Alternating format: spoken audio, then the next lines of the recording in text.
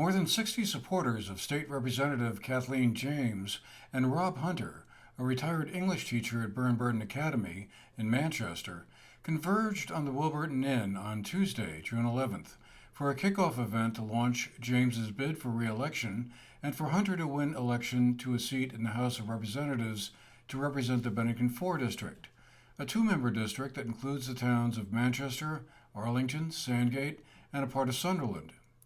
Hunter is aiming to succeed Seth Bongartz, who has served alongside Kathleen James representing the district since 2020.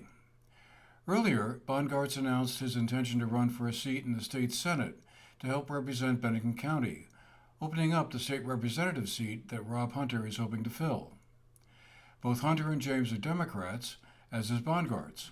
Joe Jervis, from Arlington, is running for the state Senate as a Republican. This would be Hunter's first try for public office since retiring last year from teaching, and we had a chance to hear from him before the kickoff event got underway. Kathleen called me up and she said, "You'd be perfect for this. Seth's going to run for the Senate. There's going to be an open seat." I wasn't so sure at first. I mean, she said this next session that starts in January will be heavy on education. She said, "You have the experience. You know what it is to work in an independent school." And, we probably talked for 45 minutes. I said, "Well, give me 24 hours to think about it." And then in 24 hours, I still wasn't quite sure, since I've been spending all year sinking into anonymity, which is the place I was so wanting to go as a writer.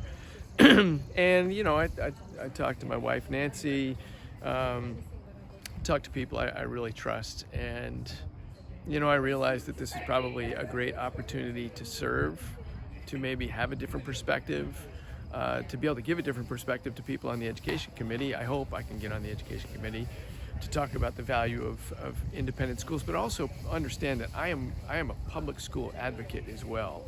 And, like everybody else, my taxes just went through the roof, and I'm very concerned.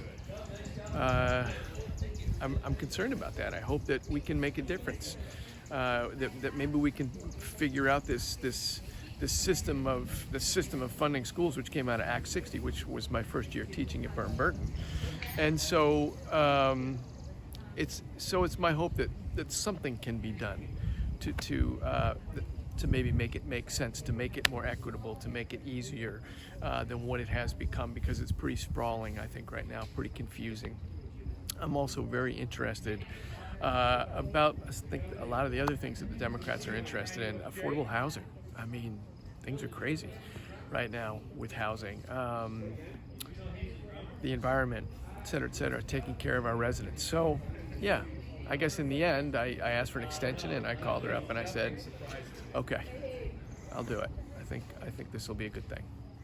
Then it was time to get the party started, and Representative Kathleen James spoke about why she was hoping to return to the State House to help represent the district. I ran for office because I wanted to make a difference. I wanted to help people. I wanted to help my state. I wanted to help my community. And in recent years, we've had some big wins in Vermont. And there's a lot of negative talk coming from Governor Scott. And that's the only thing I'm going to say about Governor Scott today. But I'm going to say Vermont is a beautiful place to make a home. It is a place where families can still thrive. And we are in the legislature getting that work done. And it's really important that we as legislators carry that message to you so you know that we are winning. We are making major progress on our housing crisis. And you can't always see it because this is a complex problem that is very hard to solve. It took us decades to get here, and it's not going to be solved overnight. But in recent years, with Seth's leadership, we have passed some really important bills that are making it much easier to build compact housing in our downtowns where we want it. We're creating vibrant, livable, walkable downtowns. We're limiting sprawl, and we're investing hundreds of millions of dollars in providing shelter for Vermonters who would otherwise be unhoused, and in building units for low and moderate income families. And that is important work, and that's a win. And we've got a lot more to do on that, but we're going to keep going. State Attorney General Charity Clark and the House Speaker Jill Krowinski were also in attendance and spoke at the event. I was very excited to sue Monsanto for contaminating Vermont's waterways and schools.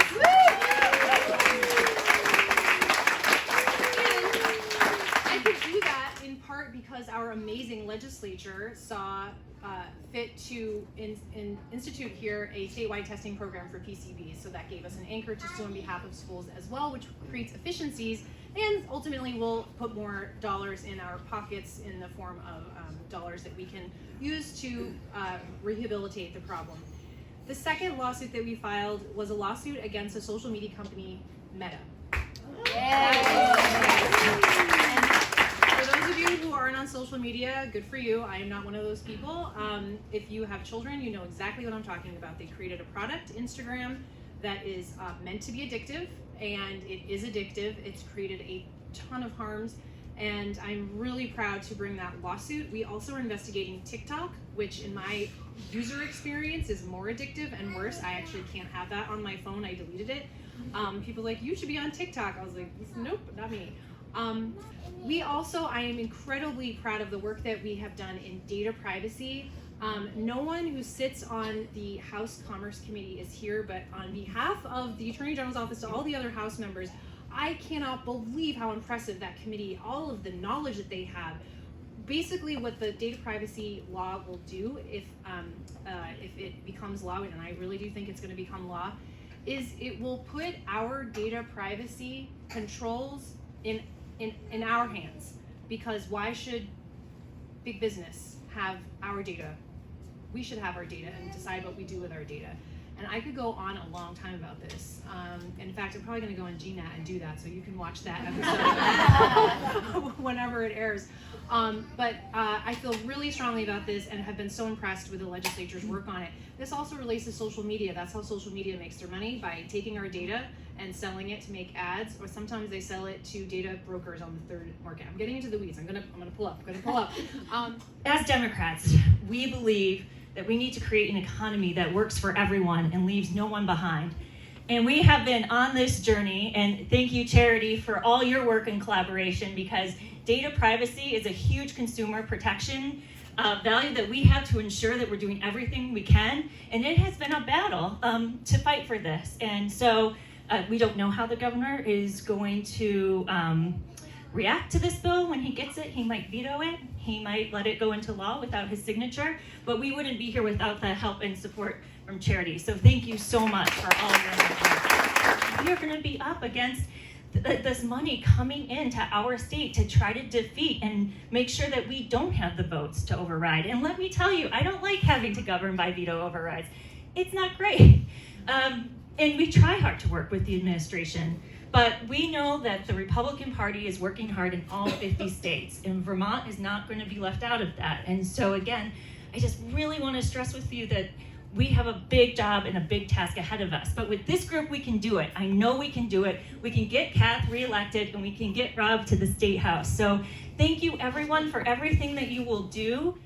Other local candidates, Representatives Mike Rice, who represents Dorset, Danby, Mount Tabor, Peru, and Landgrove, and Representative Dave Durfee, who represents Shaftesbury and the other part of Sunderland not included in the Bennington 4 district, were also there, along with Chris Morrow, the former owner of the Northshire Bookstore, who is now serving as a select board member from Weston and is looking to succeed Representative Kelly Piala as a state representative in that district, which includes the towns of Weston, Londonderry, Andover, and Winhall.